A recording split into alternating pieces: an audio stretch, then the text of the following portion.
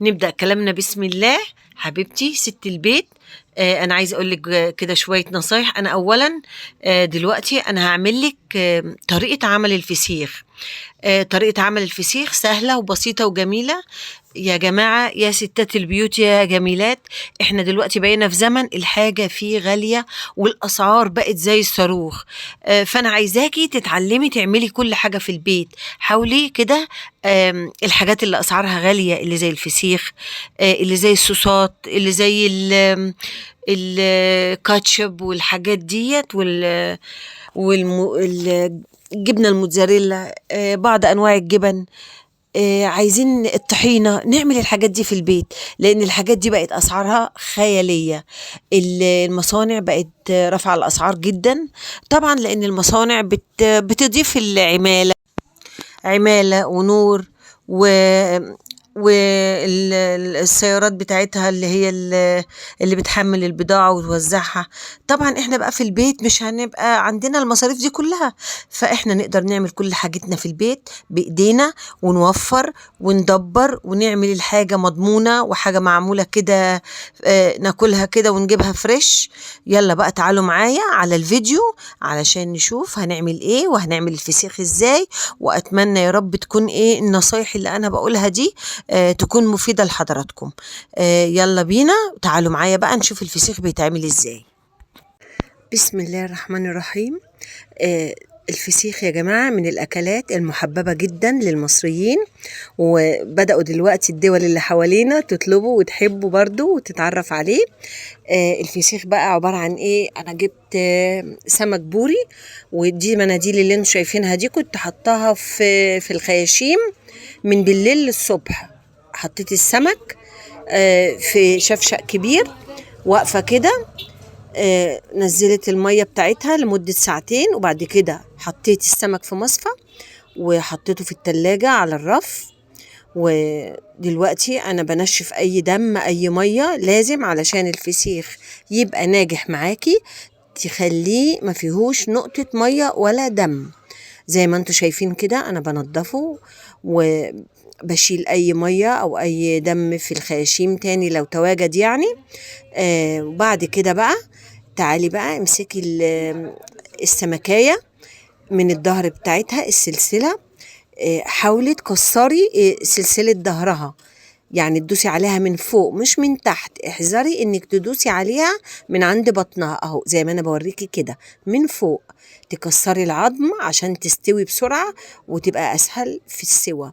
تدوسي كده زي ما انت شايفة كده زي ما بوري حضرتك اهوت. طبعا الفسيخ دلوقتي الجماعة اللي بيبيعوه في المحلات بيبيعوه غالي جدا، الكيلو ب450، وفي كمان ناس بتبيع ب550. في الواقع يعني أنا جبت كيلو البوري دوت ب140. ومش هياخد مني أي حاجة ولا أي مجهود. كل الحكاية إنك بتغسليه أول ما تجيبيه وتحطيه في مصفى يتصفى كويس، وبعديها تحطيه واقف على بقه في أي شفشق أو أي حاجة تكون واخدة طول لغاية ما ينزل كل المية اللي فيه. يعني الموضوع سهل جدا. وبعد كده بقى الصبح بعد ما بتحطيه على رف التلاجة بتعملي اللي أنا بعمله ده، تتأكدي إن مفيهوش ولا نقطة دم ولا نقطة مية.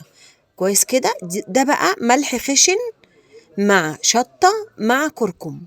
يعني كل سمكة بتاخد 3 معالق ملح، عليها معلقة شطة، عليها نص معلقة كركم. طبعا الشطة والكركم مش علشان نخلي الفسيخ حامي، لا، دول بيعتبروا مادة حافظة علشان الفسيخ ما يحصلهوش تعفن. زي ما حضرتك شايفة كده أنا بحشي الخياشيم أهو زي ما انت شايفة. احشي الخياشيم كويس، دخلي الملح فيها كويس بالشطة بالكركم. الكركم كمان يا جماعة مادة حافظة، وفي الوقت نفسه بيدي لون حلو للفسيخ.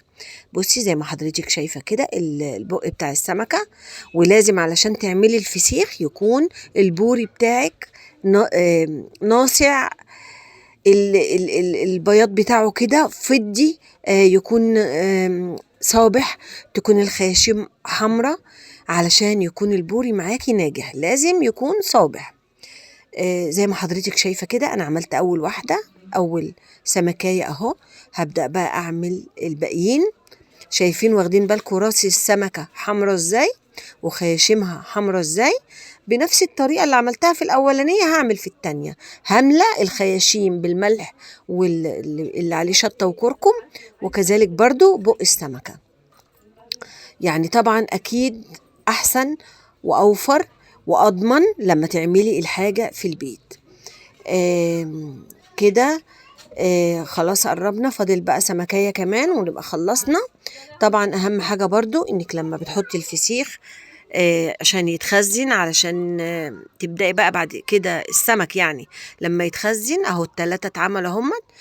لما بتشيليه عشان يتخزن بقى تبدأي تحطيه في كيس الأول نضيف كده وجميل، وتطلعي الهوا منه زي ما هوريكي دلوقتي. بصوا كده شكل الثلاث سمكات بعد ما حشيتهم اهو. تحطيها بقى اهو. اول كيس اهو ده كيس تلاجة، ده كيس نضيف طبعا ومعقم كده ومفيش اي حاجة دخلت فيه قبل كده. تطلعي بقى الهوا منه زي ما حضرتك شايفة كده، طلعي الهوا منه ما تخليش فيه هوا خالص، وتروحي قافلة الكيس يا اما بالبلاستيك راب يا اما بالسالوتيب اهو زي ما انت شايفة كده. طيب خلصنا بقى من الخطوات دي. اخر خطوة واهم خطوة بقى انك هتحطي الكيس دوت في حوالي كده مثلا حوالي 10 شنط جوه بعض. تحطي الشنطة وتلفي وتربطي، تحطي في شنطة تاني وتلفي وتربطي. لازم تحطيه في كذا شنطة اهو زي ما انا هعمل كده. وفي الاخر خالص تلفي عليه برضو يا بلاستيك راب يا سالوتيب، وتحطيه بقى عندك في الفرن بتاع البوتاجاز. ده لو انتي ما بتشغليش الفرن زي حالاتي، انا عندي الاتنين فرن كهرباء فعشان كده ما بشغلش فرن البوتاجاز خالص. يا اما ممكن تحطيه في البلكونة، يعني انا حطيته في الفرن لمدة يوم واحد وبعد كده حطيته في البلكونة، لان طبعا مش هنبقى يعني مش هنكدب على بعض، هو لازم في الاول في اول يومين بيبقى له ريحة. انا حطيته في البلكونة طبعا هوا رايح وهوا. طبعا الهوا اللي في البلكونة ما بيحسسكيش بأي ريحة للفسيخ. معلومة نسيت أقولها لك، إنك بتحطي السمكة عكس أختها، يعني مش تحطي السمك كله صف واحد الروز جنب بعض أو لا، تحطي راس عند ديل. والكيس قبل ما تحطي فيه السمك أو السمك الفسيخ تحطي فيه ملح بشطة من اللي انت عاملاه، يعني لو فاض حتى 10 معالق حطيهم في الكيس مش هيجرى حاجة. وبعدين بتلفي بقى اكياس جوه بعضها بقى. انا كده بوريكم بس مجرد عشان تشوفي بس بيبقى الشكل ازاي اهو. اعملي بقى الموضوع الاخير ده حوالي 10 اكياس كمان. حلو الكلام. ما تنسيش بقى اللايك والاشتراك لو الفيديو عجبك. السلام عليكم.